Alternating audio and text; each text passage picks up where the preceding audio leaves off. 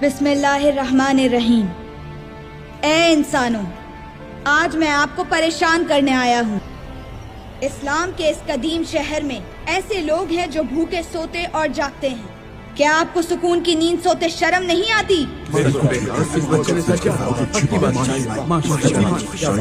मुसलमानों के शहर में अगर एक भी शख्स भूखा रहे तो पेट भरना और पेट भरकर सोना बड़ा ऐब है।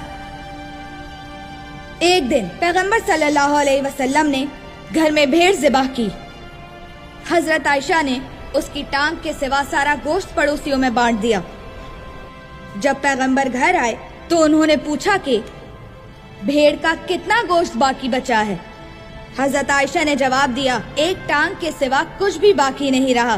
पैगंबर ने उनसे कहा, इस टांग के अलावा हर हिस्से पर हमें सवाब मिला।